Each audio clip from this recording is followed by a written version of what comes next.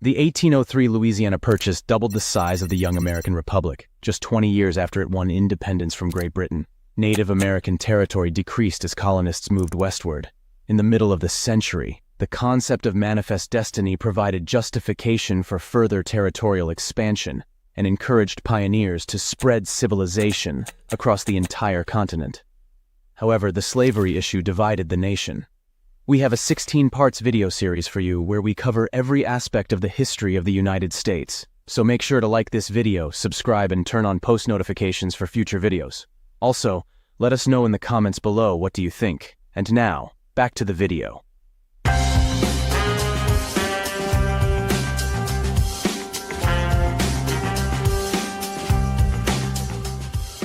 In the second half of the 16th century, England resolutely turned its attention to the West, driven by ambitions of exploration, colonization, and economic expansion. This period marked the beginning of England's ventures into the New World, setting the stage for its future colonial empire. England's efforts were multifaceted, involving a combination of maritime exploration, attempts at establishing colonies, and the strategic use of its naval power. One of the earliest initiatives was England's quest for the elusive Northwest Passage. This sought-after route promised a shorter path to the wealth of China by navigating around the northern reaches of the American continent. Between 1576 and 1578, Martin Frobisher led 3 expeditions, braving the harsh and icy waters of the Arctic. His voyages were significant for their time, reaching the coasts of Baffin Island and making contact with the native Inuit populations. However, the persistent and formidable ice barriers ultimately thwarted Frobisher's efforts. A decade later, John Davis took up the challenge, leading 3 more expeditions between 1585 and 1587. Like Frobisher, Davis aimed to find the Northwest Passage, exploring further along the northern latitudes. He managed to navigate as far as the 73rd parallel north, but the ice again proved insurmountable, forcing his expeditions to turn back. Despite their failures to find a navigable passage, these early explorations laid important groundwork for future Arctic exploration and demonstrated England's growing maritime capabilities. Parallel to the search for the Northwest Passage, England sought to capitalize on the burgeoning cod fisheries of the North Atlantic. Cod fishing had become a lucrative industry, with numerous European ships frequenting the waters around Newfoundland. Recognizing an opportunity to exert control and profit from this trade, England aimed to establish a colony on Newfoundland. In 1583, Sir Humphrey Gilbert led a fleet of 5 ships to Newfoundland, landing in St. John's Bay. The harsh climate and limited resources quickly disheartened the settlers. After a brief and unsuccessful attempt to establish a foothold, they abandoned the colony. Tragically, Gilbert himself perished in a shipwreck during the return journey, marking a somber end to this early colonial venture. Undeterred by previous setbacks, England's ambitions turned towards establishing a colony directly on the American mainland. In 1584, Sir Walter Raleigh, under a royal patent from Queen Elizabeth I, initiated an expedition to the Outer Banks, an area now part of North Carolina. The site chosen was the island of Roanoke, strategically located away from Spanish-controlled Florida, reducing the risk of Spanish attacks. The first attempt to establish a colony on Roanoke occurred in 1585, with the construction of a fort. However, it wasn't until 1587 that a significant effort was made to populate the colony. That year, 110 settlers, including 18 women, arrived on the island. The colony was isolated, shielded from the sea by an offshore bar, and seemed a promising start for English settlement in North America. However, external factors soon conspired against the fledgling colony. The threat of the Spanish Armada, which aimed to invade England, diverted resources and attention away from Roanoke. Consequently, the colony was left without supplies for 3 years. When English ships finally returned in 1590, they found the settlement deserted. The only clue to the settlers' fate was the word Croatoan carved into tree trunks, referring to a nearby island and a Native American tribe. The mystery of the lost colony of Roanoke has never been resolved. Despite the failure of the Roanoke colony, England's efforts in the latter half of the 16th century were not in vain. The expeditions to the Northwest Passage, the brief settlement on Newfoundland, and the establishment of Roanoke were crucial learning experiences. They demonstrated England's determination and growing expertise in maritime exploration and colonization. Moreover, from the base at Roanoke, English explorers gained valuable knowledge of the Chesapeake Bay area. This region would later become the cradle of English colonies in North America. With the establishment of Jamestown in 1607, the lessons learned from these early ventures informed future colonial endeavors. setting the stage for England's eventual dominance in North America.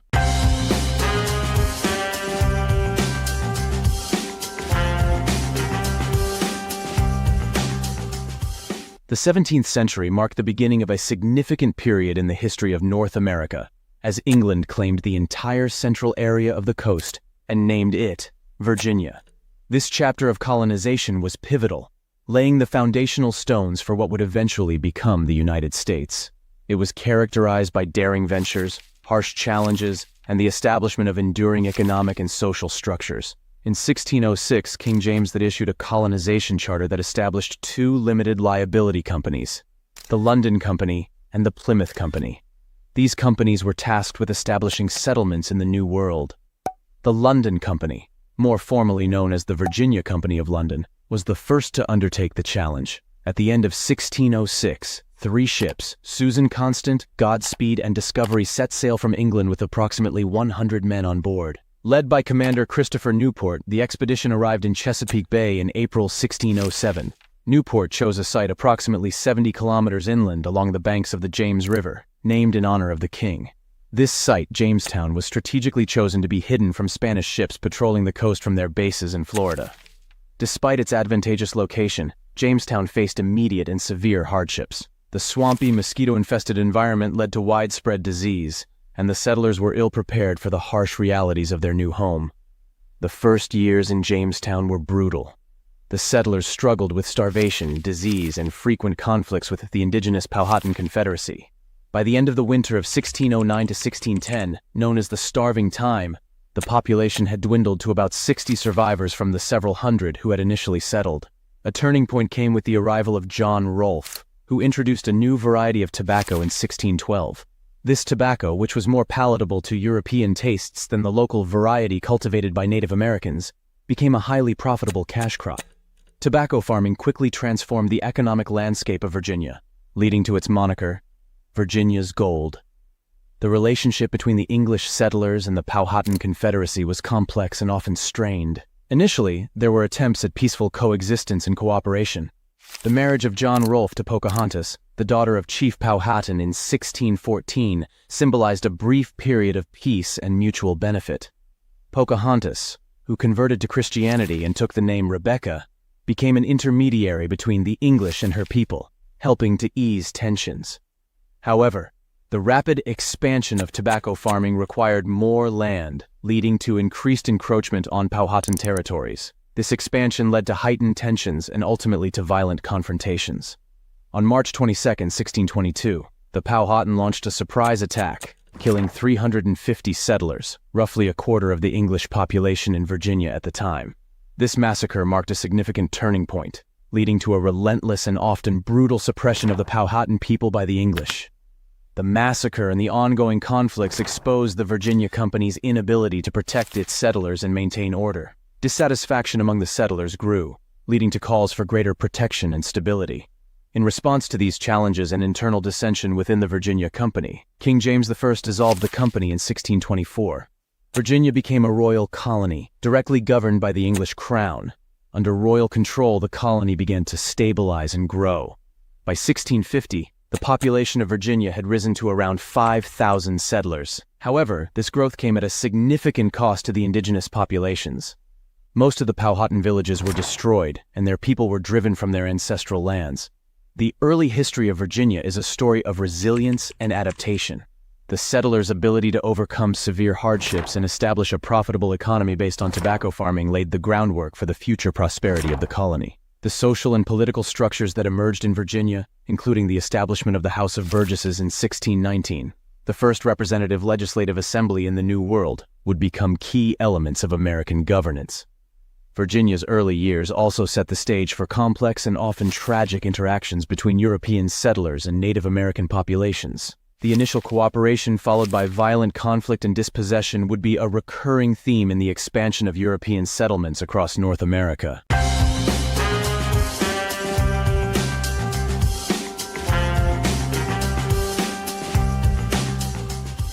Following the establishment of Virginia in 1607, England embarked on a grand colonial endeavor that spanned several decades and resulted in the formation of the 13 American colonies.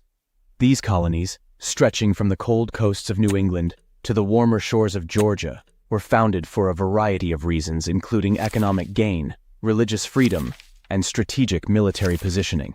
Each colony developed its own unique identity and governance, contributing to the diverse mosaic that would eventually form the United States. In November 1620, the Mayflower, carrying about 100 Puritans seeking religious freedom, anchored at Cape Cod due to poor weather conditions. These settlers, known as the Pilgrims, established Plymouth Colony. Their settlement was one of survival and determination, characterized by the famous Mayflower Compact, a social contract for self-governance. The movement towards New England accelerated with the foundation of the Massachusetts Bay Colony. In 1629, King Charles I granted a charter to the Massachusetts Bay Company, led by Puritan John Winthrop. Winthrop and several hundred settlers founded Boston, which quickly became a major hub. Within a decade, nearly 20,000 Puritans had settled in Massachusetts, seeking a new life free from religious persecution. In 1632, Charles I granted a charter for Maryland to the Catholic noble family of Calvert. Maryland, like Virginia, became a colony of plantations. However, religious tensions between Catholics and Puritans often flared, impacting the colony's development. Political and religious discord in Massachusetts during the mid-1630s led to the creation of new colonies. Thomas Hooker founded Hartford, leading to the establishment of Connecticut. The settlers of Connecticut adopted the Fundamental Orders, considered by some to be the first democratic constitution in America. Roger Williams, a proponent of religious freedom, founded Providence, which later became the colony of Rhode Island. Rhode Island's policy of religious tolerance attracted Quakers, Dutch Jews, and other minorities, making it a haven for those fleeing religious persecution. The foundation of Portsmouth resulted in the creation of New Hampshire, built on lands previously conceded by the English crown. This colony, like its New England neighbors, grew out of the quest for economic opportunities and religious freedom. The territorial continuity between New England and the Chesapeake Bay colonies was disrupted by the Dutch presence in New Netherland, centered around the Hudson and Delaware rivers. In the 1660s, the English seized these territories. New Netherland was renamed New York in honor of the Duke of York. New Jersey and Delaware were also established during this period, contributing to the diverse and economically vibrant middle colonies. In 1681, William Penn, a Quaker aristocrat, received a charter for Pennsylvania. Penn's vision of a colony based on religious tolerance and fair treatment of Native Americans led to a unique and prosperous society. The Society of Free Traders, composed of several hundred investors, financed a fleet that brought settlers to Pennsylvania in 1682 and 1683. Penn's fair dealings with the Amerindians ensured a long period of peace, and the colony's fertile land attracted a diverse population. By the early 18th century, Philadelphia had grown to be the largest town in England's American colonies. In 1663, a group of 8 English aristocrats received a charter for the region named Carolina. The town of Charleston was founded in 1669, becoming a key port. However, the colony's growth was hampered by subtropical illnesses and conflicts with Native Americans. The introduction of African slave labor was instrumental in developing rice plantations, particularly in the marshy coastal areas. In 1712, the Carolina colony was divided into North Carolina and South Carolina. This division allowed for more focused governance and development, with South Carolina becoming a major center for rice and indigo production. The last of the 13 colonies, Georgia, was established in 1732 by King George II. Positioned south of the Savannah River, Georgia was strategically important for buffering Spanish Florida. The colony attracted a diverse group of settlers, including debtors and persecuted religious minorities, and it quickly became a vital part of the southern colonial landscape. The foundation of the 13 American colonies was a complex process driven by diverse motivations including economic opportunities, religious freedom, and geopolitical strategy, from the rocky coasts of New England to the fertile plains of the South. Each colony developed its own distinct identity and governance. These early colonies laid the groundwork for the cultural, economic, and political diversity that would define the United States. By the mid-18th century, these colonies were flourishing, setting the stage for the revolutionary events that would soon follow. The birth of the United States was the culmination of centuries of exploration, colonization, and conflict among the major European powers vying for control of the New World. Between the 15th and 18th centuries, European nations such as Spain, France, and Great Britain sought to expand their empires across the Americas, driven by the pursuit of land, resources, and strategic advantage. During this period, Great Britain gradually established its colonies along the Atlantic coast of North America. These colonies, stretching from New England to the Carolinas and Georgia, grew into thriving economic and cultural centers. However, British expansion was limited by French territories to the north and west, particularly in Canada and the Mississippi Valley. France's presence was strong around the Great Lakes and along the Mississippi River, creating a formidable barrier to British ambitions. Meanwhile, Spain controlled vast territories to the south, including Florida and parts of the Gulf Coast. The geopolitical landscape of North America was profoundly altered by the 7 Years' War, known in the American colonies as the French and Indian War. This conflict pitted the British against the French and their Native American allies. The war ended with the Treaty of Paris in 1763, which significantly reshaped territorial control in North America. France ceded its territories east of the Mississippi River to Great Britain, effectively ending French expansion in the region. Spain, an ally of France, was forced to relinquish Florida to Britain, but gained control of Louisiana west of the Mississippi. Following the Treaty of Paris, Britain emerged as the dominant colonial power in North America, controlling all territory from the Atlantic coast to the Mississippi River. The British government, keen to consolidate its gains and manage its vast empire, implemented a series of policies aimed at maintaining control over its American colonies and curbing their westward expansion. One such policy was the Royal Proclamation of 1763, which temporarily prohibited settlers from moving west of the Appalachian Mountains to prevent conflicts with Native American tribes and to stabilize the frontier. Despite these measures, tensions between the American colonists and the British government escalated. The colonies had developed into dynamic economic, commercial, and cultural entities, with the northern and central colonies relying on small farms, industry, and trade, while the southern colonies were dominated by large plantations producing tobacco and rice, largely dependent on enslaved African labor. The British government's attempts to impose taxes and regulations on the colonies without providing them with representation in Parliament, summarized by the rallying cry, "No taxation without representation," fueled growing resentment. The Stamp Act of 1765, the Townshend Acts of 1767, and the Tea Act of 1773 were among the measures that galvanized colonial opposition and led to increasing unrest. The situation reached a boiling point with the outbreak of armed conflict between colonial militias and British troops in 1775, starting with the battles of Lexington and Concord. The following year, on July 4, 1776, the Continental Congress adopted the Declaration of Independence, authored primarily by Thomas Jefferson. This document proclaimed the 13 American colonies as free and independent states and articulated the philosophical justification for rebellion, emphasizing natural rights and the social contract. The American Revolutionary War, also known as the War of Independence, ensued, lasting from 1775 to 1783. The colonists, led by figures such as George Washington, faced a formidable adversary in the British Empire. However, the Americans received crucial support from France, which provided military aid, supplies, and eventually troops and naval support. The Franco-American alliance was instrumental in turning the tide of the war, culminating in the decisive American victory at the Battle of Yorktown in 1781, where British General Cornwallis surrendered to Washington. The war officially ended with the signing of the Treaty of Paris in 1783. In this treaty, Great Britain recognized the independence of the United States and ceded all territory east of the Mississippi River, south of the Great Lakes, and north of Florida to the new nation. The United States also returned Florida to Spain, acknowledging Spanish support during the war. With the Treaty of Paris, the United States emerged as a sovereign nation, free from British rule. The challenge now was to forge a new government that could unite the diverse states and manage the vast territories acquired through independence. The Articles of Confederation, adopted in 1781, provided a loose framework for national governance, but it soon became clear that a more robust and cohesive system was needed. In 1787, delegates from the states convened in Philadelphia to draft a new constitution. The resulting United States Constitution, ratified in 1788, established a federal system of government with a strong central authority balanced by the rights of the states.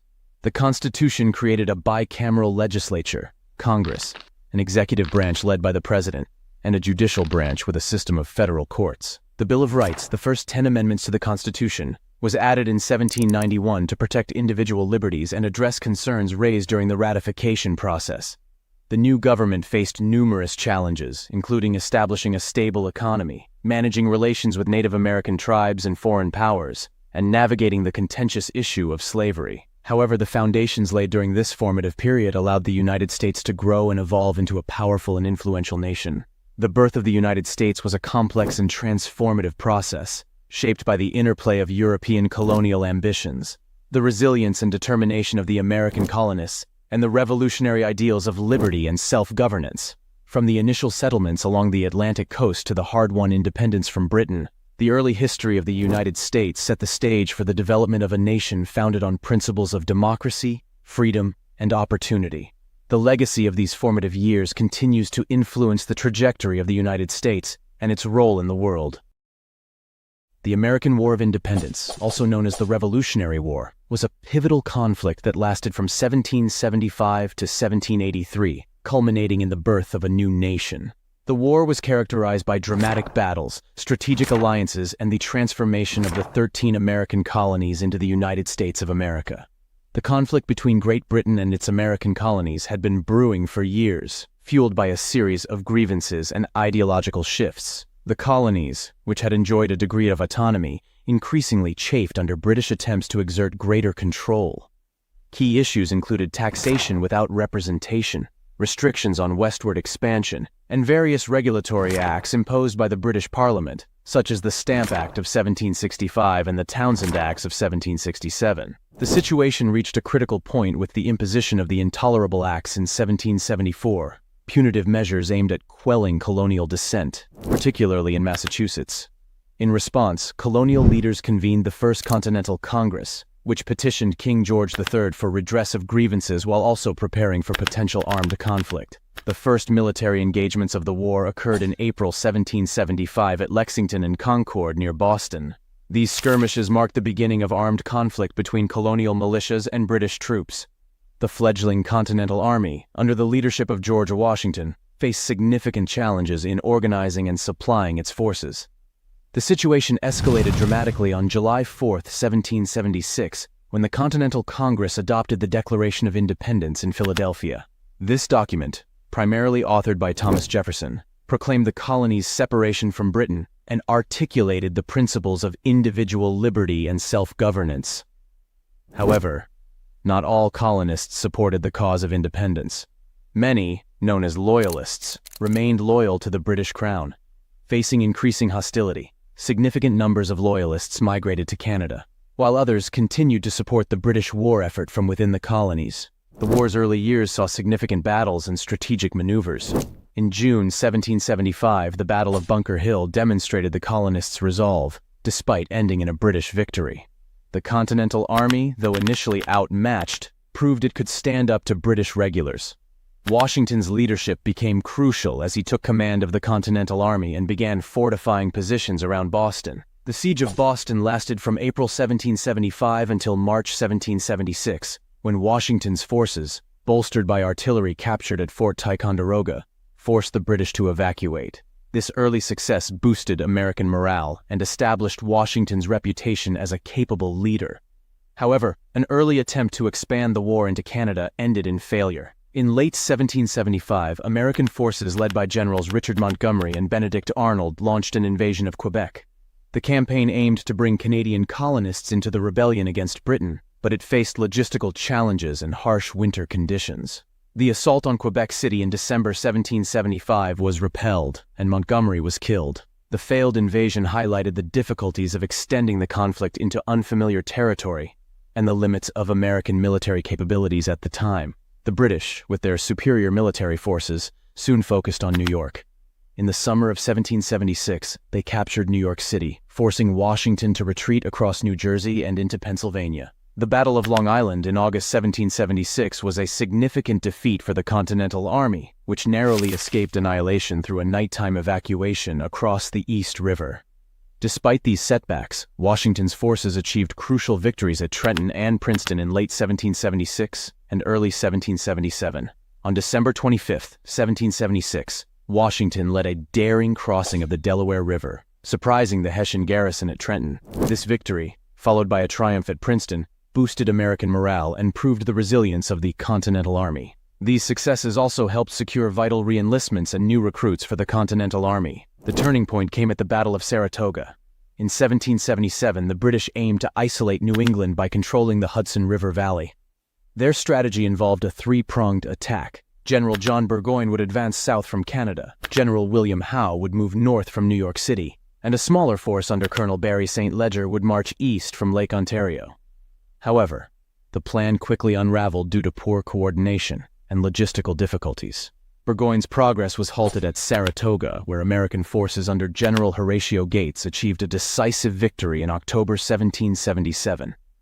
The battles of Saratoga, particularly the engagements at Freeman's Farm and Bemis Heights, saw significant American contributions from figures like Benedict Arnold and Daniel Morgan. Arnold, despite later infamy for his treason, played a crucial role in these battles, leading aggressive attacks that disrupted British formations. The American victory at Saratoga had significant diplomatic repercussions. It convinced France, which had been covertly supplying the Americans with arms and ammunition, to openly ally with the United States. In February 1778, the Treaty of Alliance was signed, bringing French military and financial support to the American cause. This alliance provided much-needed resources, naval power, and additional troops. Spain and the Netherlands also joined the war against Britain, further stretching British resources. The winter of 1777 to 1778 at Valley Forge was a severe test for Washington's army. Harsh weather, inadequate supplies, and disease took a heavy toll. However, the arrival of Baron Friedrich von Steuben, a Prussian military officer, brought much-needed discipline and training. Von Steuben's efforts transformed the Continental Army into a more effective fighting force. His training regimen, documented in the Blue Book, standardized drill procedures and improved the Army's overall efficiency and combat readiness. In 1780, the British shifted their focus to the southern colonies, hoping to rally Loyalist support. They achieved significant successes capturing Charleston, South Carolina in May 1780, after a lengthy siege. This was a major blow to American forces, resulting in the capture of over 5,000 Continental soldiers, one of the worst defeats of the war. The Southern campaign also galvanized local resistance and guerrilla warfare. Figures such as Francis Marion, the Swamp Fox, employed hit-and-run tactics to harass British forces. Marion's knowledge of the South Carolina swamps allowed him to launch surprise attacks and then disappear into the terrain, frustrating British commanders. The tide began to turn with several key battles. The Battle of Kings Mountain in October 1780 saw Patriot militia decisively defeat Loyalist forces, disrupting British plans in the region. The following year, General Nathaniel Greene took command of the Southern Continental Army.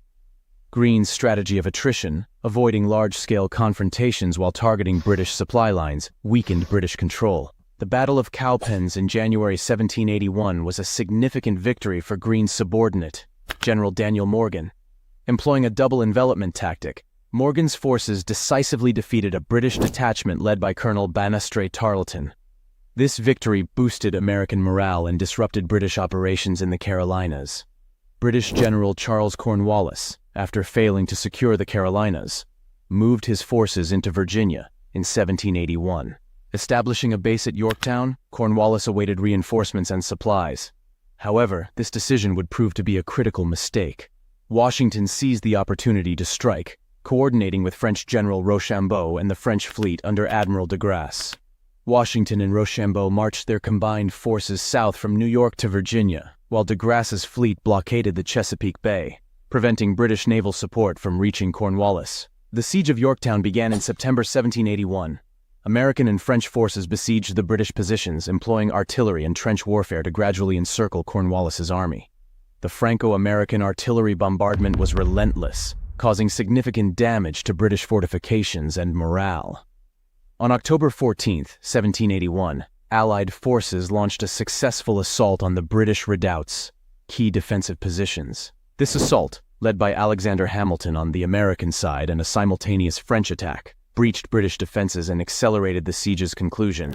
After intense bombardment and trench warfare, Cornwallis surrendered on October 19, 1781. This defeat effectively ended major military operations in North America and forced the British government to negotiate peace.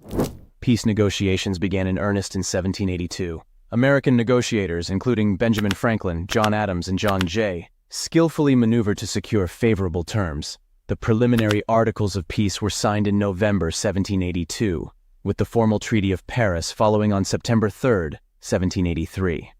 The Treaty of Paris recognized the independence of the United States and established its borders from the Atlantic Ocean to the Mississippi River and from Canada to Florida. Britain also ceded control of Florida back to Spain as part of the broader settlement. The treaty granted Americans fishing rights off the coast of Newfoundland and resolved various pre-war debts and the treatment of loyalists.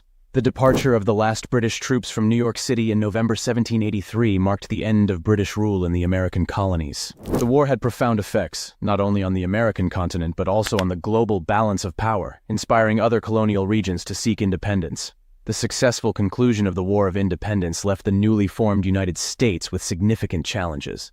The Articles of Confederation, adopted in 1781, provided a loose framework for national governance but proved inadequate for managing a unified country. The Articles established a weak central government, lacking the authority to levy taxes or regulate commerce effectively. Economic difficulties, interstate conflicts, and the need for a stronger central government led to the Constitutional Convention of 1787. The Constitutional Convention, held in Philadelphia, aimed to address the weaknesses of the Articles of Confederation. Delegates debated and ultimately crafted a new framework for governance. The resulting United States Constitution, ratified in 1788, established a federal system with checks and balances among the executive, legislative, and judicial branches. The addition of the Bill of Rights in 1791 addressed concerns about individual liberties and limited government power. These first 10 amendments to the Constitution guaranteed fundamental rights, such as freedom of speech, religion, and the press, as well as protections against arbitrary government actions. The American War of Independence was a complex and multifaceted conflict that reshaped the course of history. It was marked by strategic military campaigns, international alliances, and the determination of the American colonists to achieve self-governance. The war not only secured independence for the United States, but also laid the foundation for a nation built on democratic principles and the rule of law. The legacy of the Revolution continues to influence the United States and the broader world, exemplifying the enduring struggle for freedom and justice. The principles articulated in the Declaration of Independence and enshrined in the Constitution have inspired movements for democracy and human rights worldwide.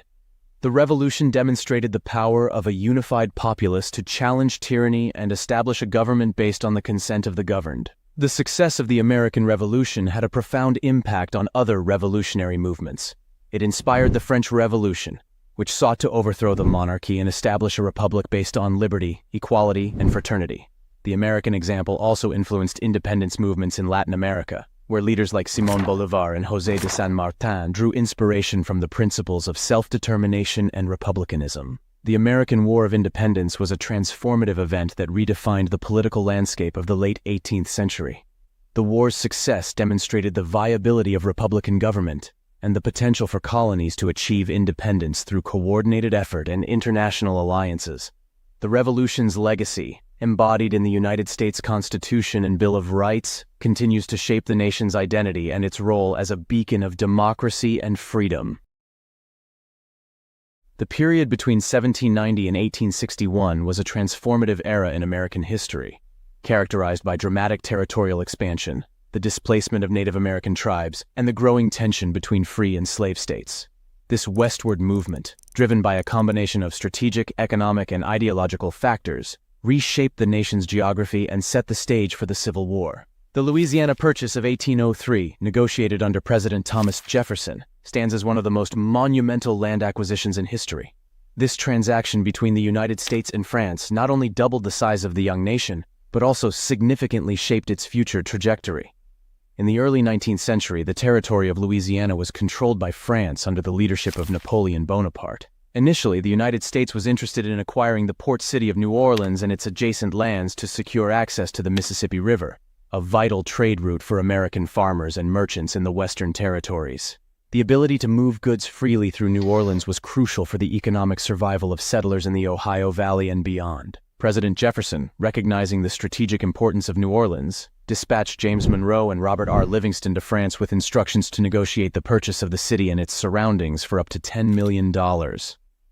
However, geopolitical circumstances in Europe played a decisive role in expanding the scope of the negotiations. France, embroiled in conflicts and facing a slave revolt in its Caribbean colony of Saint-Domingue or Haiti, found itself in a precarious financial and military position. Napoleon, needing funds and desiring to refocus his efforts in Europe, offered to sell the entire Louisiana Territory to the United States. The Louisiana Purchase was finalized on April 30th, 1803. For the sum of approximately $15 million, around 4 cents per acre, the United States acquired an expanse of land that stretched from the Mississippi River to the Rocky Mountains and from the Gulf of Mexico to the Canadian border. This deal effectively doubled the size of the nation, adding about 828,000 square miles of territory. The acquisition raised constitutional questions, as the U.S. Constitution did not explicitly grant the president the authority to acquire new land.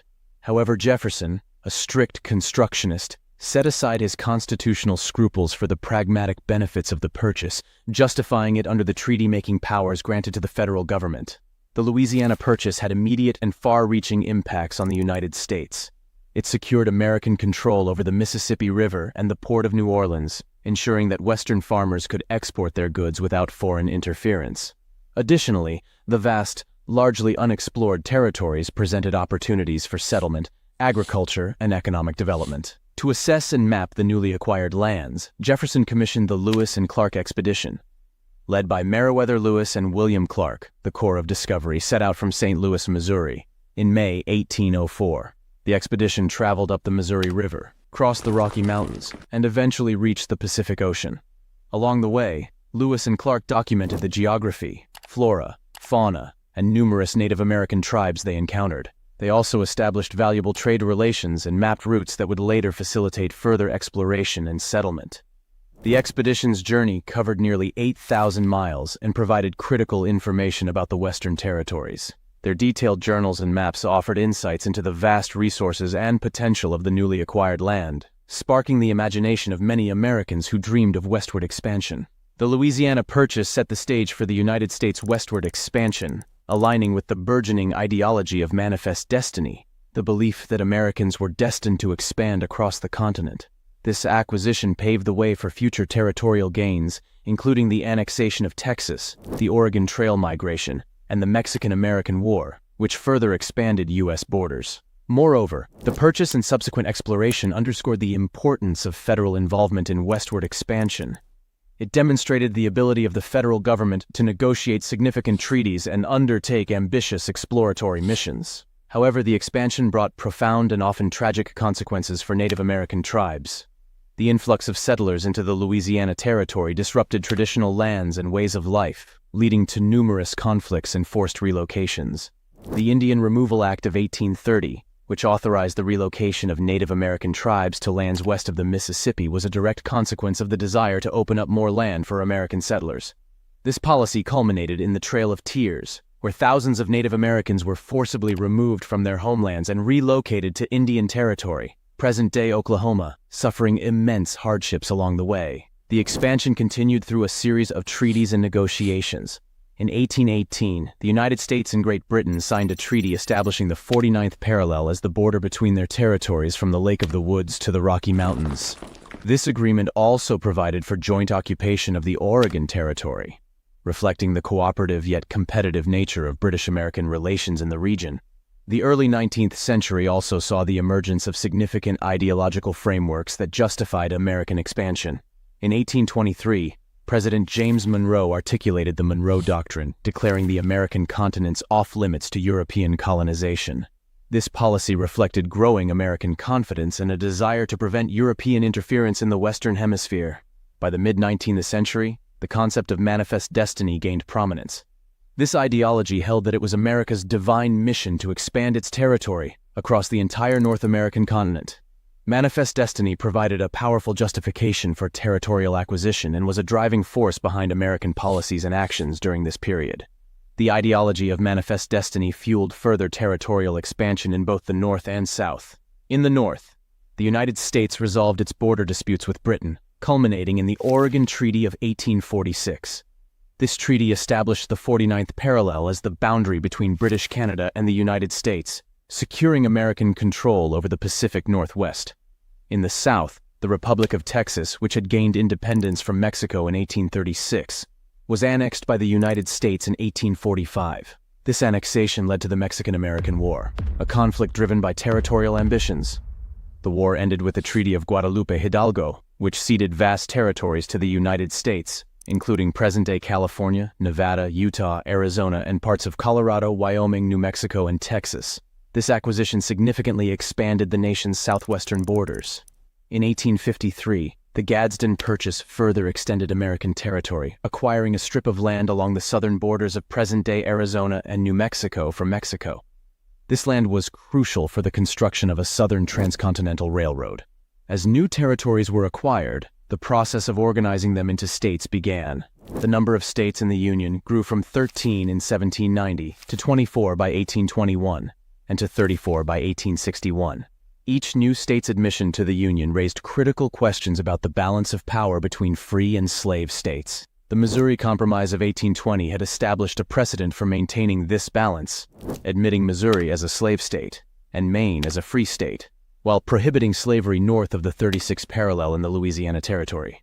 However, the admission of California as a free state in 1850, following the discovery of gold and the ensuing gold rush, intensified sectional tensions. The Compromise of 1850, which included the controversial Fugitive Slave Act, sought to address these tensions but ultimately failed to resolve the underlying conflict between North and South. By the 1850s, the nation was deeply divided over the issue of slavery. The Kansas-Nebraska Act of 1854, which allowed new territories to decide the issue of slavery through popular sovereignty, led to violent clashes known as Bleeding Kansas. The Dred Scott decision of 1857, in which the Supreme Court ruled that African Americans could not be citizens and that Congress had no authority to prohibit slavery in the territories, further inflamed tensions. The election of Abraham Lincoln, a Republican opposed to the expansion of slavery, as president in 1860 was the final straw for many Southern states. Fearing that their way of life and economic interests were under threat, 11 Southern states seceded from the Union, forming the Confederate States of America. The era of westward expansion from 1790 to 1861 was a time of tremendous growth and change for the United States. The acquisition of vast territories through purchase, negotiation, and war transformed the nation's geography and fueled its economic development. However, this expansion also led to the displacement and suffering of Native American tribes and exacerbated the sectional tensions over slavery that would ultimately culminate in the Civil War. The dream of manifest destiny, while achieved, came at a significant human and moral cost, setting the stage for one of the most defining conflicts in American history. The early decades of the United States were marked by significant territorial expansion and the complex, contentious process of admitting new states into the Union. This period, from the late 18th century to the mid-19th century, saw the intersection of American growth with the divisive issue of slavery, setting the stage for the Civil War. Following the American Revolution and the subsequent achievement of independence, the 13 original colonies faced the challenge of integrating new territories into the Union. The Northwest Ordinance of 1787 and its successor, the Ordinance of 1789, established a framework for this process. These ordinances placed new territories under federal authority and provided a pathway to statehood. Once a territory's population reached 60,000, it could elect a convention to draft a state constitution and apply for admission to the Union.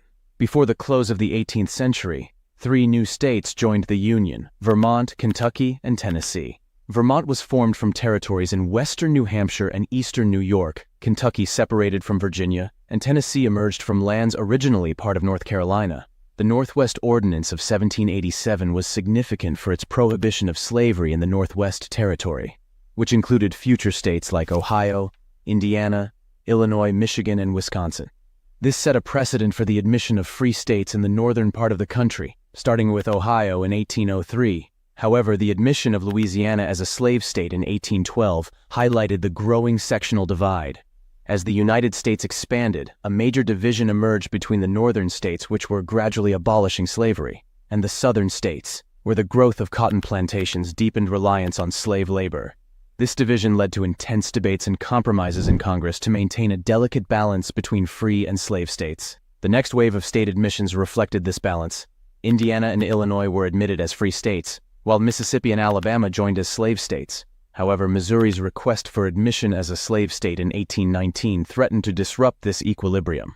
The Missouri Compromise of 1820 was a critical effort to preserve the balance between free and slave states. It admitted Missouri as a slave state and Maine, which had been part of Massachusetts, as a free state, maintaining the Senate's balance. Additionally, it established the 36°30 parallel as the dividing line for future states. North of this line, slavery would be prohibited, while south of it, slavery could expand. The 1830s and 1840s saw the admission of Arkansas and Michigan, followed by Florida and Texas in 1845, and Iowa and Wisconsin. Each new admission required careful navigation of the slavery issue. Texas, which had gained independence from Mexico in 1836, joined the Union as a slave state, while Iowa and Wisconsin joined as free states. Western expansion continued to open new territories, many of which were less suited to plantation agriculture and, consequently, less inclined to adopt slavery. California's application for statehood in 1850, following the gold rush, sparked another significant crisis. Its admission as a free state threatened to upset the sectional balance. The Compromise of 1850, orchestrated by Senator Henry Clay, sought to address these tensions. It admitted California as a free state, included a stricter fugitive slave law, and allowed for popular sovereignty in the New Mexico and Utah territories, letting residents decide on slavery. However, the Kansas-Nebraska Act of 1854, proposed by Senator Stephen Douglas, effectively nullified the Missouri Compromise by allowing the residents of Kansas and Nebraska to choose whether to allow slavery. This principle of popular sovereignty led to violent clashes known as Bleeding Kansas, as pro-slavery and anti-slavery settlers fought for control. The entry of Minnesota and Oregon as free states further tipped the balance in favor of the North. Kansas's admission as a free state in 1861, coupled with the election of Abraham Lincoln, an anti-slavery Republican, as president, was the final catalyst for Southern secession. 11 Southern states seceded from the Union, forming the Confederate States of America and precipitating the Civil War. The process of admitting new states into the Union from 1790 to 1861 was deeply intertwined with the contentious issue of slavery. Each new state's admission required careful negotiation and compromise to maintain the balance of power between free and slave states. These tensions ultimately proved irreconcilable, leading to the secession of the Southern states and the outbreak of the Civil War. The period highlighted the growing sectionalism within the United States, driven by economic, social, and ideological differences over slavery, and set the stage for the nation's most devastating conflict. The history of the northern frontier and the Oregon Territory is a fascinating tale of diplomacy, exploration, competition, and settlement. During the early 19th century, the United States and Great Britain navigated complex negotiations and geopolitical strategies to define their respective claims in North America, culminating in the establishment of the 49th parallel as the boundary between the two nations and the joint occupation of the Oregon Territory. The Treaty of Paris, signed in 1783, officially ended the American Revolutionary War and recognized the independence of the United States. However, the treaty's provisions left some ambiguities, particularly regarding the northern boundary of the United States. The American and British delegations had mistakenly placed the source of the Mississippi River further north than it actually was, creating confusion about the border near the Lake of the Woods. This miscalculation necessitated further negotiations to clarify the boundary between the two countries. As American settlers pushed westward, the need for clearly defined borders became increasingly urgent. The Louisiana Purchase of 1803, which doubled the size of the United States, included territory extending west of the Mississippi River to the Rocky Mountains. However, the exact boundaries of this vast acquisition remained imprecise. To address these issues, the Convention of 1818 was negotiated between the United States and Great Britain. This agreement established the 49th parallel as the boundary from the Lake of the Woods to the Continental Divide in the Rocky Mountains. This clear demarcation helped prevent conflicts and facilitated orderly expansion.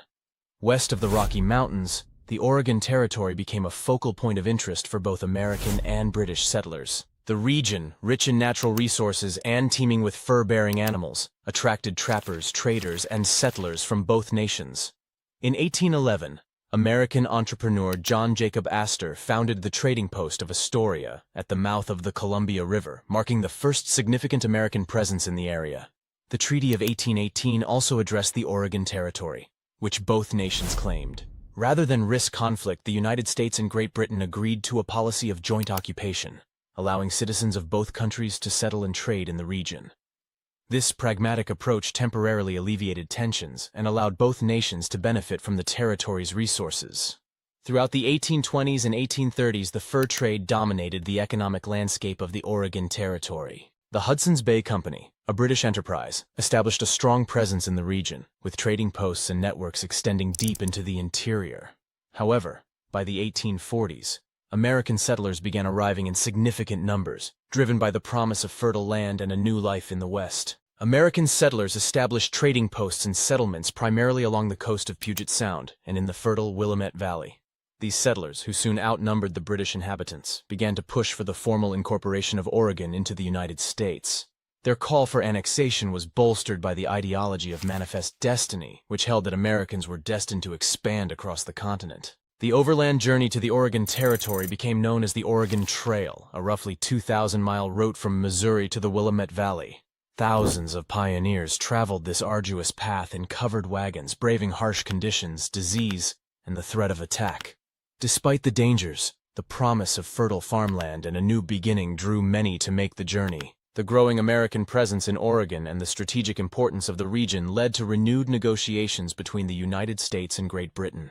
The two nations were determined to avoid conflict, but the stakes were high, especially concerning control of Puget Sound and Vancouver Island. These areas were crucial for their strategic harbors and resources. The Oregon boundary dispute reached its climax in the mid-1840s. Expansionist fervor in the United States, embodied by President James K. Polk's campaign slogan, 54-40 or fight, indicated a willingness to go to war for control of the entire Oregon Territory up to latitude 54°40. However, cooler heads prevailed, and both nations sought a peaceful resolution.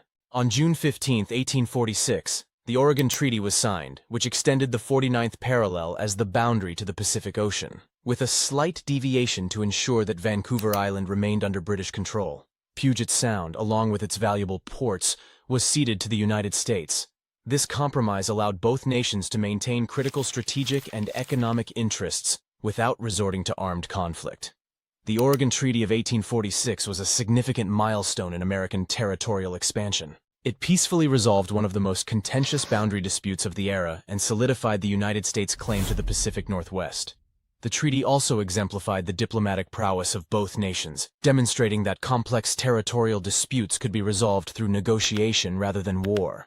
The resolution of the Oregon boundary dispute paved the way for increased American settlement in the region. The fertile lands of the Willamette Valley attracted thousands of settlers, leading to the rapid growth of communities and the eventual admission of Oregon as a state in 1859.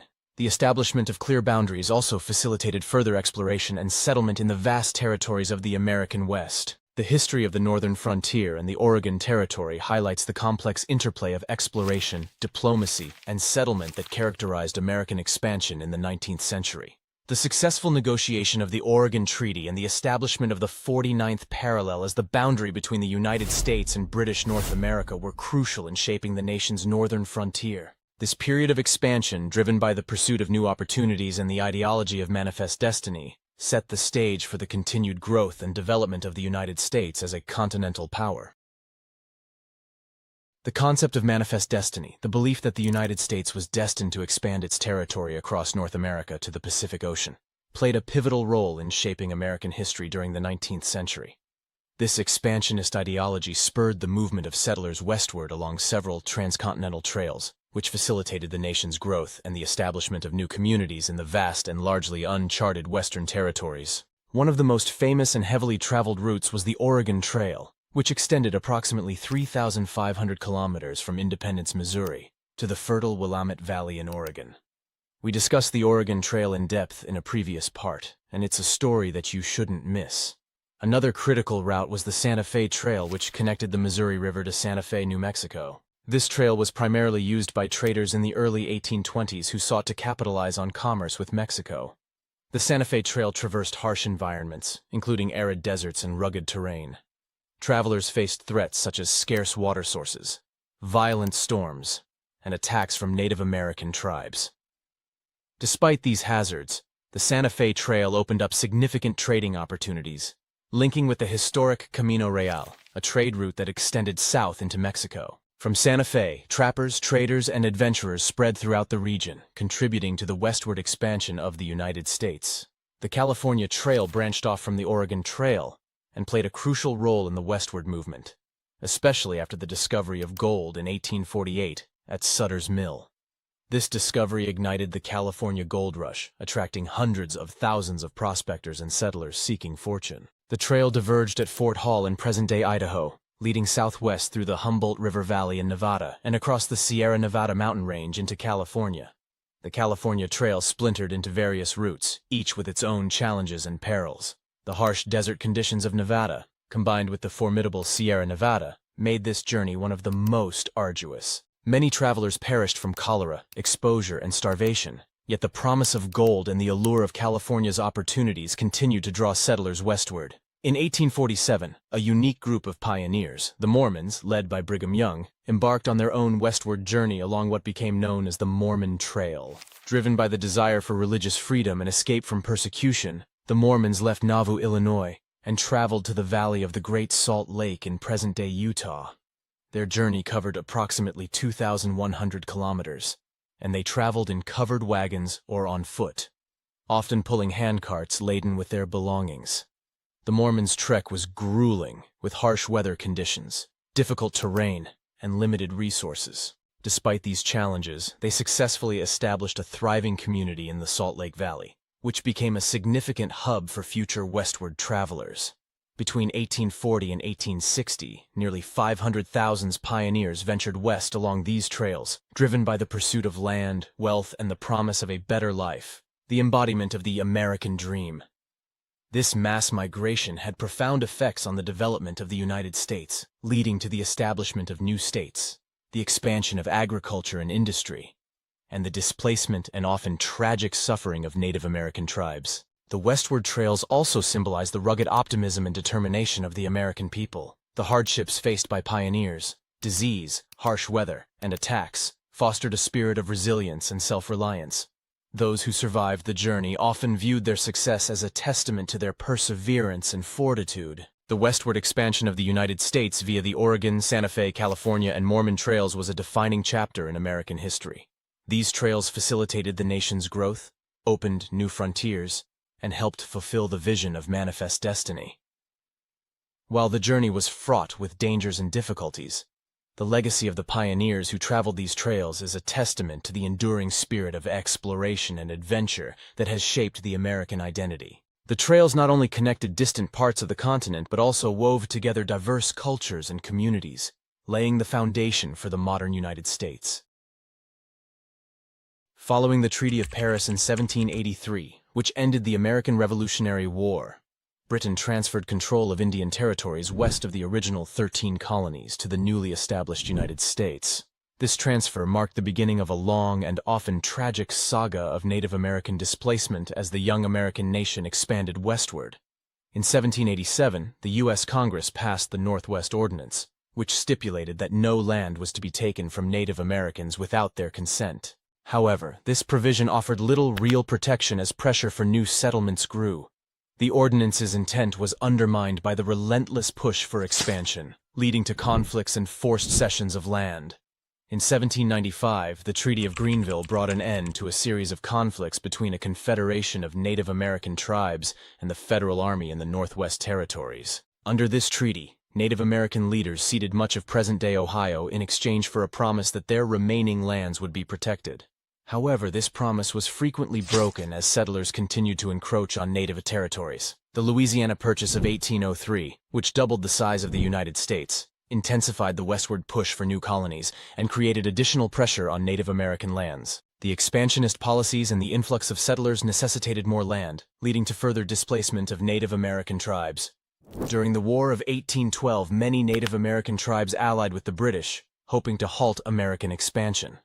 However, the American victory further weakened Native American resistance. The subsequent treaties forced Native tribes to cede large tracts of land, particularly in Indiana and the southern states. In the early 19th century, the U.S. government initially pursued a policy of tolerance towards Native American communities, encouraging them to assimilate by adopting European American customs, democracy, and private property. This policy, however, was largely a facade for the underlying agenda of displacement. The pivotal moment came in 1830 with the passage of the Indian Removal Act under President Andrew Jackson. This law authorized the forced relocation of Native American tribes to designated Indian Territory, west of the Mississippi River. The act primarily targeted the 5 civilized tribes, the Cherokee, Creek, Chickasaw, Choctaw, and Seminole, so named because of their adoption of various aspects of European American culture. The implementation of the Indian Removal Act began with the Choctaw tribe, who were forced to leave their ancestral lands in 1831. They were followed by the Creek in 1836 and the Chickasaw in 1837. These relocations were conducted under harsh conditions, often involving long marches under military escort with inadequate supplies, leading to significant suffering and death among the displaced populations. The most infamous episode of the Indian removal was the forced relocation of the Cherokee Nation in 1838. Approximately 20,000 Cherokees were rounded up and marched westward in a journey that came to be known as the Trail of Tears. The march, undertaken under dire conditions, resulted in the deaths of nearly 4,000 Cherokees due to disease, starvation, and exposure. The Trail of Tears remains a poignant symbol of the suffering and injustice faced by Native American tribes during this period. The Seminole tribe in Florida offered notable resistance to removal. Some Seminole groups engaged in the Second Seminole War, a brutal and costly conflict for the U.S. government.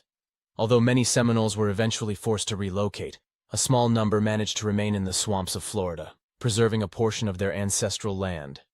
The Indian Removal Program, initiated in the early 19th century, represents a dark chapter in American history. Driven by the ideology of manifest destiny and the insatiable demand for land, the U.S. government pursued policies that resulted in the forced displacement and suffering of tens of thousands of Native Americans. The legacy of these actions continues to resonate, highlighting the profound impact of westward expansion on Native American communities and the ongoing struggle for justice and recognition of their historical experiences. The story of Texan independence is a dramatic and pivotal chapter in the history of North American expansion. It involves complex interactions between settlers, the Mexican government, and indigenous peoples, culminating in the creation of the Republic of Texas and its eventual annexation by the United States. After gaining independence from Spain in 1821, Mexico sought to develop its northern territories, including Texas, by encouraging immigration.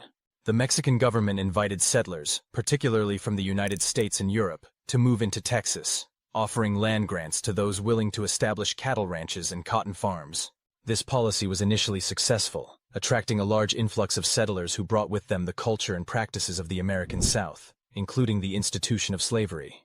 By 1830, the population of Texas had grown to nearly 20,000 American and European settlers, along with about 1,000 enslaved African Americans.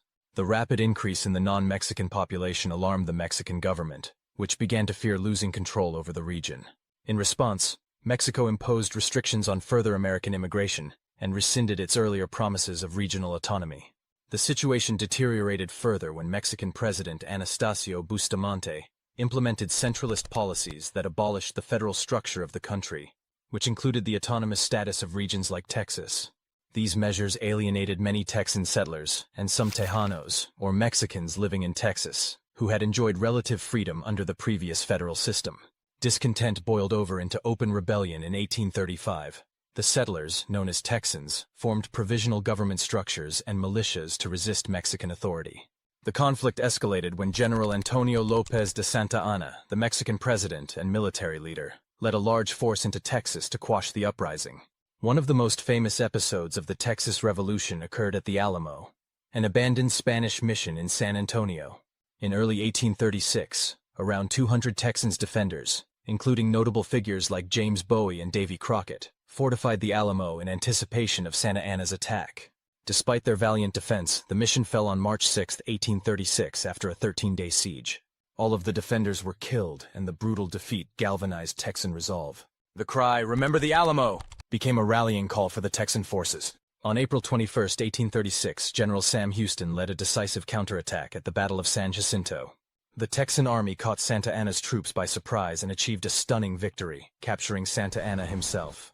This victory effectively secured Texas's independence, leading to the creation of the Republic of Texas. The newly formed Republic of Texas faced immediate challenges, including recognition and support from other nations. The Republic's constitution allowed slavery, a contentious issue that complicated its relationship with the United States.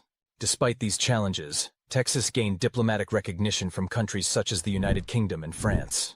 The question of Texas's annexation to the United States was fraught with controversy, primarily due to the issue of slavery. Northern states were concerned that admitting Texas as a slave state would upset the delicate balance between free and slave states in the Union. Nonetheless, the manifest destiny ideology, which promoted American territorial expansion and the strategic and economic benefits of annexing Texas, ultimately swayed opinion. In 1845, the U.S. Congress passed a resolution to annex Texas, and it was admitted as the 28th state on December 29, 1845. The annexation included territories stretching as far as the Rio Grande, which led to a border dispute with Mexico. Tensions between the United States and Mexico escalated following the annexation of Texas. The border dispute, coupled with the desire for further American expansion, led to the outbreak of the Mexican-American War in 1846. U.S. forces quickly advanced into Mexican territory, achieving significant victories. The war concluded with the Treaty of Guadalupe Hidalgo in 1848. Under the terms of the treaty, Mexico ceded a vast expanse of territory to the United States, including present-day California, Nevada, Utah, Arizona, New Mexico, Colorado, and Wyoming. This acquisition, known as the Mexican Cession, dramatically increased the size of the United States and fulfilled much of its manifest destiny ambitions. In 1853, the Gadsden Purchase further expanded U.S. territory, acquiring a small strip of land from Mexico necessary for the construction of a southern transcontinental railroad. The independence of Texas and its subsequent annexation by the United States were critical events in the broader narrative of American expansion. The Texas Revolution demonstrated the willingness of American settlers to fight for their interests and the complexities of integrating new territories into the nation, especially concerning the contentious issue of slavery. The Mexican-American War and the resulting territorial gains significantly shaped the geographic and political landscape of the United States, setting the stage for future conflicts and developments. The American Civil War was not an event that burst forth suddenly. Rather, it was the result of decades of escalating tensions between the North and South, primarily over the contentious issue of slavery, but also over states' rights and economic interests. The country, young and burgeoning, had already experienced significant divisions since the writing of the Constitution. The Compromise of 1820, which had sought to maintain balance between slave and free states, provided only a temporary reprieve. By the 1850s, the situation had escalated further with the passing of the Kansas-Nebraska Act, which essentially allowed new states to decide for themselves whether they would permit slavery. This act reignited the fierce political debates that would soon spiral into violence. One of the defining moments before the war erupted was the election of Abraham Lincoln in 1860. Lincoln, a member of the newly formed Republican Party, was opposed to the expansion of slavery into the Western territories, a stance that alarmed Southern leaders. His victory was seen as a direct threat to the institution of slavery and Southern political power. Within months of his election, South Carolina became the first state to secede from the Union, followed by 6 more Southern states. The Confederate States of America was formed in February 1861, with Jefferson Davis as its president. By April of that year, the conflict turned hot with the bombardment of Fort Sumter. The Union garrison surrendered, and the war that would consume the nation began in earnest. From this point on, the American Civil War would be fought not only on the battlefields but also in the hearts and minds of its people. Both the Union and the Confederacy rallied behind their causes, preserving the Union and abolishing slavery for the North, and defending their way of life, which was intrinsically tied to slavery for the South. The outset of the war, both sides expected a quick resolution.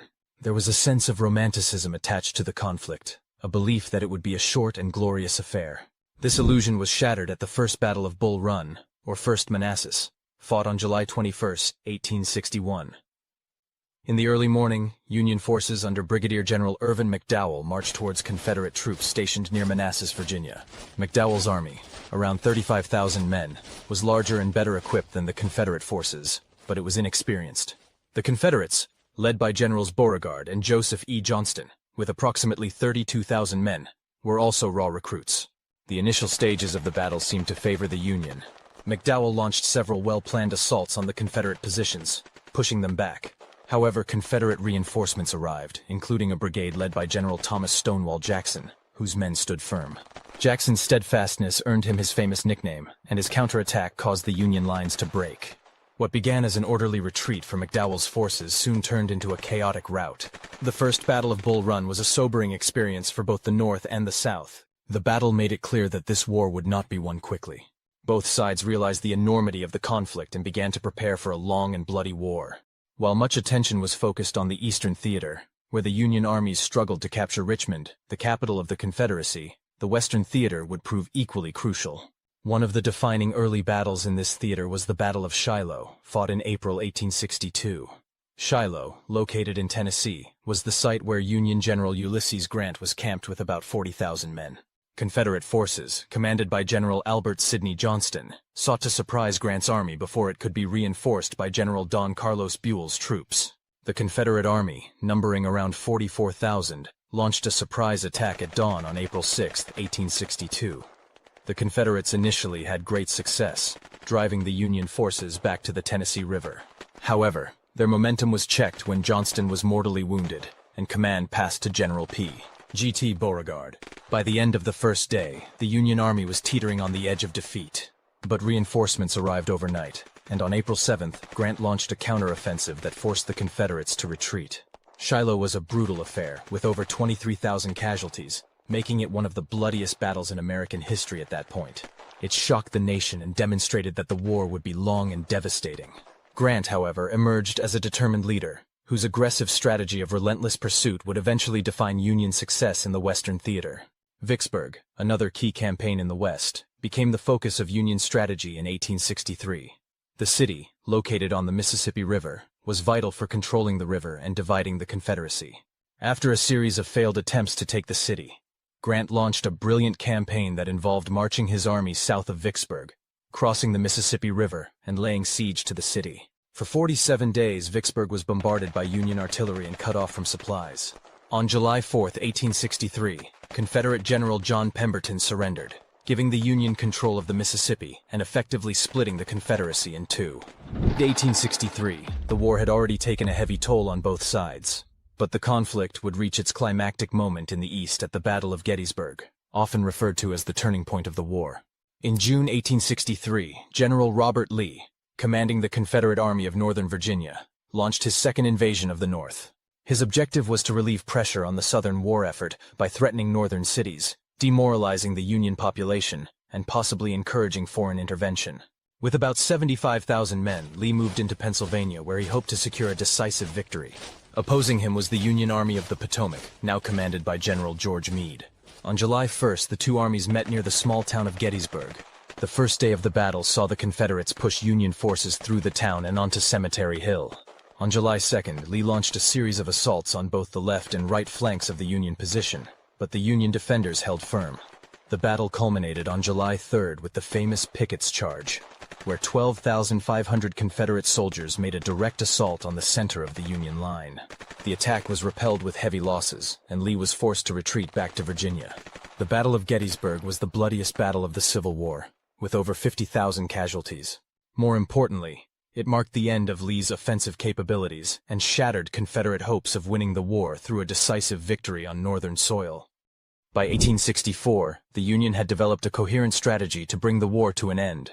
President Lincoln promoted Ulysses S. Grant to the rank of lieutenant general and placed him in command of all Union armies. Grant's strategy was simple but effective. Apply constant pressure on Confederate forces in multiple theaters of war, preventing them from regrouping or reinforcing one another. In the Eastern Theater, Grant confronted Lee directly in a series of brutal battles collectively known as the Overland Campaign. These battles, including the Wilderness, Spotsylvania, and Cold Harbor, were marked by horrific casualties on both sides. Unlike his predecessors, however, Grant refused to retreat. His strategy was one of attrition, knowing that the North had more men and resources to draw upon than the South. While Grant kept Lee pinned down in Virginia, General William Tecumseh Sherman launched his famous March to the Sea in the Western Theater. After capturing Atlanta in September 1864, Sherman's army of 60,000 men marched through Georgia, destroying railroads, factories, and supplies. His objective was to break the Confederacy's will to fight by targeting not only military targets, but also the infrastructure that supported the Southern war effort. Sherman's march was devastating. His troops cut a path of destruction 60 miles wide, and by the time they reached Savannah in December 1864, the Confederacy's ability to wage war was severely diminished. Early 1865, the Confederacy was on its last legs. The Union blockade had strangled the South's economy, and its armies were dwindling due to desertion and a lack of supplies. Grant had Lee's army surrounded in Virginia, and Sherman was advancing north through the Carolinas. The end came swiftly in April 1865. After a failed attempt to escape Union forces, Lee was forced to surrender at Appomattox Courthouse on April 9, 1865. The remaining Confederate forces quickly followed suit, and by the end of May, the war was officially over. The American Civil War claimed over 600,000 lives and left deep scars on the nation. It settled the issue of slavery once and for all, but the process of reconstruction and healing would take decades. The war also solidified the United States as a unified nation, but it left behind a legacy of bitterness in the South that would persist for generations. The Civil War was one of the most significant events in the history of the United States. It reshaped the nation, ended the institution of slavery, and set the stage for the country's emergence as a world power. The war's campaigns and battles, from Bull Run to Gettysburg to the March to the Sea, are still studied today for their strategic brilliance and their lessons on leadership, determination, and sacrifice. In the end, the war was about more than just the preservation of the Union or the defense of states' rights. It was about defining what kind of nation the United States would be. One built on the principles of freedom and equality for all, or one where the institution of slavery could endure. The victory of the Union ensured that the former vision would prevail, and the country would move forward into a new era of challenges and opportunities.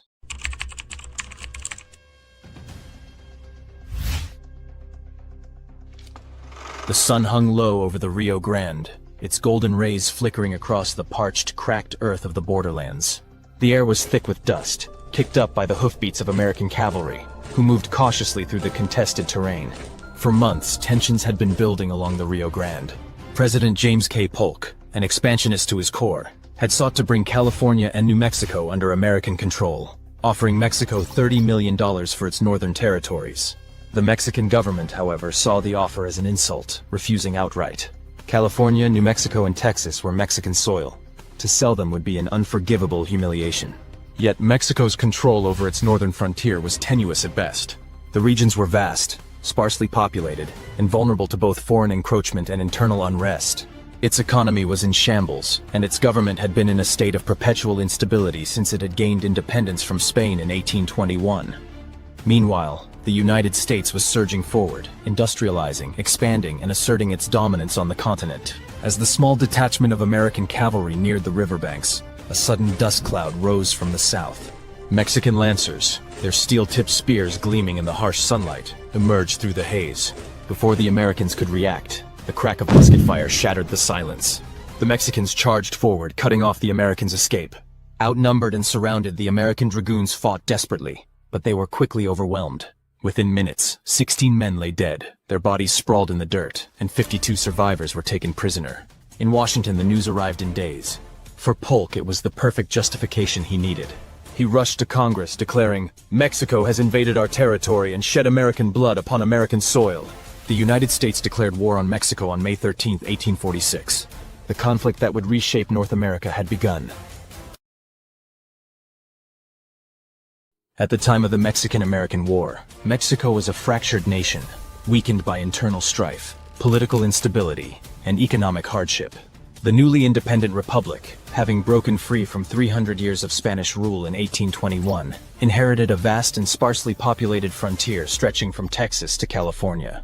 While these lands were rich in natural resources, they were also isolated, underdeveloped, and largely ungoverned. The fragile Mexican government struggled to enforce its authority. While these frontier regions were constantly threatened by external forces, rebellious factions, and indigenous resistance, the First Mexican Empire was short-lived. After gaining independence, Mexico was briefly ruled by Agustín de Iturbide, who declared himself emperor. However, his rule was unpopular, and within 2 years, a Republican uprising forced him to abdicate. By 1824, Mexico established a federal republic, modeled in part after the United States. However, the country quickly fell into political chaos, plagued by constant coups, leadership changes, and regional rebellions. Between 1824 and 1846, Mexico had over 20 different presidents, each struggling to maintain control. The two dominant political factions, the Federalists and the Centralists, fought bitterly for power. Federalists wanted regional autonomy, allowing Mexico's vast provinces to govern themselves. Centralists believed in strong centralized rule from Mexico City, fearing that too much autonomy would weaken national unity. This political tug-of-war led to repeated insurrections, with various states attempting to break away. The instability created a weak and divided nation, leaving Mexico vulnerable to foreign intervention. Meanwhile, the Mexican economy was in shambles. Years of war, both during and after independence, left the country deep in debt. The government lacked funds to pay its military or invest in infrastructure. Trade was disrupted, inflation soared, and corruption was rampant. The national treasury was nearly bankrupt, and Mexico struggled to maintain even a standing army capable of defending its vast territory. While the United States rapidly expanded westward, Mexico's northern frontier remained remote and lawless. Communication between the capital Mexico City and the frontier settlements in Texas, California, and New Mexico was slow and unreliable. The few military garrisons stationed in the north were poorly supplied and undermanned. The region was plagued by constant raids from Apache and Comanche warriors, who resisted Mexican attempts to control the land. Entire villages were destroyed, settlers were killed or captured, and trade routes were repeatedly disrupted. Mexico lacked the resources to fortify the frontier or provide protection for its citizens, further weakening its hold over the northern provinces.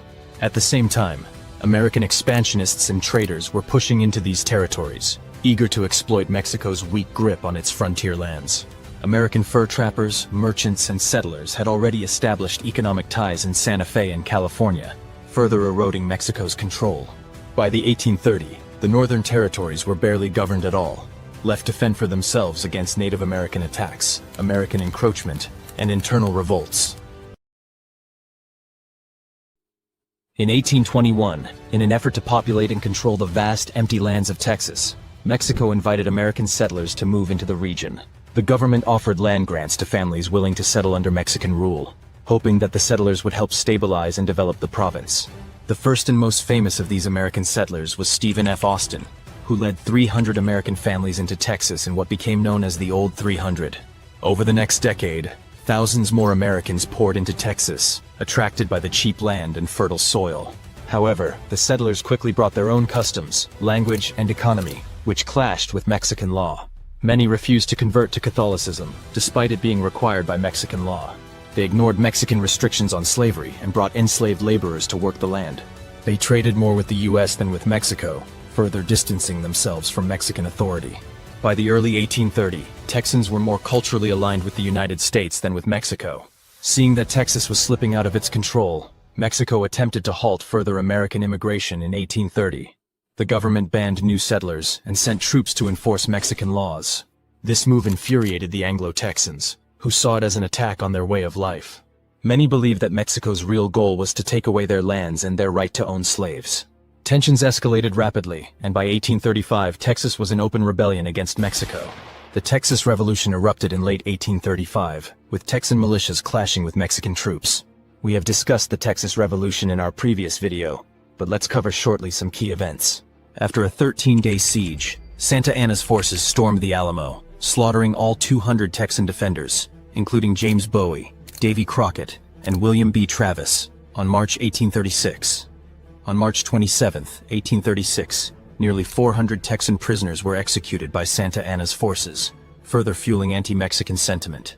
In a surprise attack, General Sam Houston and his army routed Santa Anna's forces in just 18 minutes, capturing Santa Anna himself on April 21, 1836. In exchange for his life, Santa Anna signed a treaty recognizing Texas's independence. However, despite Santa Anna's surrender, Mexico refused to recognize Texas as an independent nation. For the next 9 years, Texas remained an independent republic, but it was vulnerable. Mexico continued to claim Texas as its own. Texas lacked a strong economy or military, and faced frequent border raids from Mexican forces. The Republic of Texas was caught between two powerful neighbors, Mexico and the United States. In 1845, under President James K. Polk, the United States formally annexed Texas, declaring it the 28th state of the Union. For Mexico, this was an act of war. The annexation directly challenged Mexico's territorial claims, and fueled fears that the U.S. would take even more land. A major territorial dispute immediately followed. The U.S. claimed Texas extended south to the Rio Grande, while Mexico argued that Texas's border was the Nueces River, 150 miles north. To assert American claims, President Polk ordered General Zachary Taylor to march into the disputed zone, a deliberate provocation. In March 1846, Taylor's forces set up camp near the Rio Grande, within territory Mexico considered its own. When Mexican troops attacked a small U.S. patrol, killing 16 American soldiers, Polk seized the moment. He declared, "Mexico has invaded our territory and shed American blood upon American soil." On May 13, 1846, the U.S. declared war on Mexico. The conflict that had been brewing for decades had finally erupted into full-scale war, one that would redraw the map of North America forever. By the time James K. Polk took office in 1845, the doctrine of manifest destiny had taken firm hold in the American psyche. This belief, that the United States was destined to expand across North America, from the Atlantic to the Pacific, shaped every decision of Polk's presidency. Unlike many politicians who hesitated at the prospect of war, Polk was a man of action, willing to use diplomacy, coercion, and military force to achieve his vision. At the heart of his plan was territorial expansion, and to achieve this, he developed a three-pronged military strategy. Secure Texas permanently, and push the border south to the Rio Grande, preventing Mexico from attempting to reclaim it. Seize New Mexico and California, securing strategic control over the southwest and the Pacific coastline. Strike into the heart of Mexico, capturing Mexico City to force a quick and decisive surrender. Polk first attempted diplomacy. He sent an envoy, John Slidell, to Mexico City in late 1845, offering $25 to $30 million to purchase California, New Mexico, and Rio Grande border recognition. Mexico refused to even meet with him, a decision that, in Polk's eyes, made war inevitable. With diplomacy failing, Polk turned to military action, as previously discussed. In early 1846, he ordered General Zachary Taylor, a seasoned commander from the War of 1812, to move 4,000 U.S. troops south into the disputed territory between the Nueces River and the Rio Grande. This region, claimed by both nations, was a powder keg, and Polk knew that positioning American forces there would almost certainly provoke a response from the Mexican government. His assumption was correct. On April 25, 1846, a Mexican cavalry unit ambushed a small American patrol, killing 16 U.S. soldiers. When news of the skirmish reached Washington, Polk immediately called for war. On May 13, 1846, the United States formally declared war on Mexico. Though Mexico had a numerically larger army, its troops were poorly equipped, underfunded, and divided between multiple fronts. Polk believed that a quick and aggressive campaign would force Mexico to surrender within months. However, the war would prove far more difficult and bloody than expected. With war officially declared, General Zachary Taylor wasted no time in launching the first major military operations of the conflict. Taylor's 2,300-man army encountered a much larger force of 3,700 Mexican troops, led by General Mariano Arista near Palo Alto, just north of the Rio Grande, on May 8, 1846. The Mexican cavalry charged aggressively, but the superior range and accuracy of U.S. artillery devastated their formations. Mexican infantry struggled to break the American lines, and their own artillery was largely ineffective against well-trained U.S. forces. After hours of punishing cannon fire, the Mexican army fell into retreat, suffering heavy losses. The next day, Taylor pursued the retreating Mexican army, engaging them at Resaca de la Palma, a narrow brush-covered ravine. The battle quickly turned into a close-quarters fight, with U.S. troops engaging in bayonet charges. The Mexican army collapsed, and General Arista was forced to flee, abandoning artillery, supplies, and hundreds of men. These twin victories paved the way for the full-scale invasion of Mexico. Taylor was hailed as a hero, earning the nickname Old Rough and Ready for his calm leadership under fire. While Taylor's forces advanced in Texas and northern Mexico, a separate conflict unfolded on the Pacific coast. In June 1846, American settlers in California, sensing that war was imminent, launched a rebellion against Mexican rule. Led by Captain John C. Fremont, they declared the Bear Flag Republic, symbolizing their break from Mexico. Within days, the U.S. Navy arrived, supporting the revolt. By July 1846, U.S. forces had seized San Francisco, Monterey, and Los Angeles.